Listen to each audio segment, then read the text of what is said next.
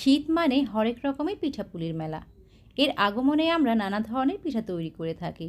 So hello everyone, আসসালামু আলাইকুম। আজকে তৈরি করে দেখাবো মালাই পাটিসাপটা পিঠা। প্রথমে আমি পিঠার জন্য একটি ব্যাটার তৈরি করে নেব। একটি বাটির মধ্যে 1 কাপ নিয়ে নিলাম চালের গুঁড়া, সাথে আধা কাপ নিয়েছি আটা, সেই সাথে 2 টেবিল চামচ দিলাম চিনি আর 1/4 চা চামচ দিয়েছি লবণ। এখন শুকনো উপকরণগুলোকে একসাথে মিশিয়ে নিয়ে এখানে কুসুম গরম পানি মিশিয়ে নিব। চালের গুঁড়াটা যেহেতু শুকনো, তাই এখানে কুসুম গরম পানিটাই ব্যবহার করতে হবে। এবার অল্প অল্প করে পানি দিয়ে এটাকে মিশিয়ে নিব। একসাথে বেশি পানি দেওয়া যাবে না, অল্প অল্প করে পানি দিতে হবে আর এটাকে মিশিয়ে নিতে হবে। 1.5 কাপ আটা আর চালের গুঁড়ার জন্য এখানে আমি 2.25 কাপ পানি ব্যবহার করেছি।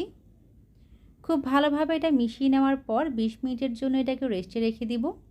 এতে করে পিঠাগুলো অনেক সফট হবে আর ফেটে যাওয়ারও কোনো চান্স থাকবে না। এরই মাঝে পাটিসাপটার ভিতরের পুরটা তৈরি করব। একটি প্যানের মধ্যে 1 টেবিল চামচ ঘি দিয়ে দিলাম, সাথে 2 টেবিল চামচ দিয়েছি সুজি। এখন সুজিটাকে লো হিটে 2 মিনিটের মতো ভেজে নেব। একইভাবে চালের গুঁড়ো দিয়েও পুরটা তৈরি করতে পারেন, তবে আমার কাছে চালের গুঁড়ার চেয়ে সুজিটা দিলে খেতে বেশি ভালো লাগে। সুজিটা ভেজে নেওয়ার পর 2 কাপ দিয়ে দিলাম আগে থেকে জাল করে রাখা ঘন দুধ। সুজির সাথে দুধটাকে ভালোভাবে মিশিয়ে নিব যাতে কোনো লাম্পস না তৈরি হয়। আর এই সময় চুলার ফ্লেমটাকে বন্ধ রেখে দুধটা মিশিয়ে নিলে সুজিটা দলা পেকে যাওয়ার চান্স থাকবে না। এবার এর সাথে 1/4 কাপ দিয়ে দিলাম নারকেল কোড়া, দিয়ে এটাকে আবারও মিশিয়ে নিচ্ছি। আজকে আমি গুড় দিয়ে পুরটা তৈরি করব, তবে আপনারা চাইলে চিনি দিয়ে পুরটা তৈরি করতে পারেন।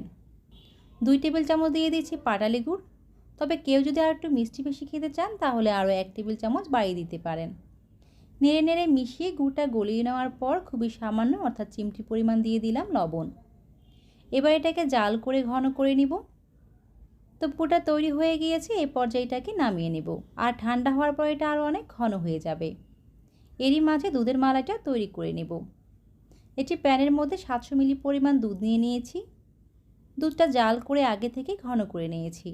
মালাইটাকে অনেক বেশি টেস্টি করার জন্য 2 টেবিল চামচ দিলাম পাউডার মিল্ক, সাথে 2 টেবিল চামচ দিচ্ছি চিনি আর দিয়েছি চিমটি পরিমাণ লবণ। কিছুটা মিশিয়ে নিয়ে খুব সুন্দর একটা ফ্লেভারের জন্য দিলাম 2টা এলাচ। এখন এটাকে জাল করে নিব। দুধটা একবার ফুটে উঠলে আরও 2 মিনিটের মতো এটাকে জাল করে নিয়েছি। এবার চুলার ফ্লেমটা বন্ধ করে ঢাকনা দিয়ে ঢেকে এটাকে একটা সাইডে রেখে দিচ্ছি। এখন আমি পাটিসাপটা পিঠা তৈরি করে নিব। একটা কড়াইয়ে 2-3 ফোঁটা তেল দিয়ে একটা টিস্যু দিয়ে তেলটাকে মুছে নিলাম। এবার তৈরি করে রাখা বেটার থেকে অল্প কিছুটা পরিমাণে এর মধ্যে দিয়ে দিব আর প্যানের হাতল ধরে এভাবে ছড়িয়ে দিতে হবে। আপনি যদি মসৃণ পাটিসাপটা পিঠা তৈরি করতে চান তাহলে চুলার ফ্লেমটাকে লোতে রেখে পিঠাগুলো তৈরি করতে হবে। এর উপরের অংশটা যখন ড্রাই হয়ে যাবে এই পর্যায়ে তৈরি করে রাখা সুজির পুরটা দিয়ে দিব। কে কোথা থেকে আমার এই রেসিপিটি দেখছেন কমেন্টস করে জানাবেন, যাতে করে আমি আপনাদের ধন্যবাদ জানাতে পারি। তো পুরটা দেওয়া হয়ে গেলে এখন এটাকে একটা সাইড থেকে ফোল্ড করে নেব। খুবই সুন্দর আর মসৃণ একটা পাটিসাপটা পিঠা তৈরি হয়ে গিয়েছে। এভাবে আমি অনেকগুলোই তৈরি করে নিয়েছি। এবার এগুলোকে মালাই ভিজিয়ে নেব। মালাইটা এখন কুসুম গরম আছে। এবারে দুধের মালাইয়ের মধ্যে একটা একটা করে পিঠা দিয়ে দিলাম। এই পর্যায়ে পিঠাগুলো কিন্তু কুসুম গরম আছে। দুধের পরিমাণ অনুযায়ী পিঠাগুলো ভিজিয়ে নিব। এখানে আমি 60টার মতো পিঠা ভিজিয়ে নিয়েছি। এখন উপর থেকে কিছুটা কিশমিশ দিয়ে দিলাম। এরপর ঢাকনা দিয়ে ঢেকে 15 থেকে 20 মিনিট এটাকে এভাবেই রেখে দিব। এতে করে পিঠাটা অনেক নরম হবে আর অনেক রসালো হবে। নর্মাল পাটিসাপটার চেয়ে দুধ মালাই পাটিসাপটা অনেক বেশি মজার হয়। মুখে লেগে থাকার মতো স্বাদের মালাই পাটিসাপটা। একবার এভাবে ট্রাই করে দেখবেন, ইনশাল্লাহ ভালো লাগবে।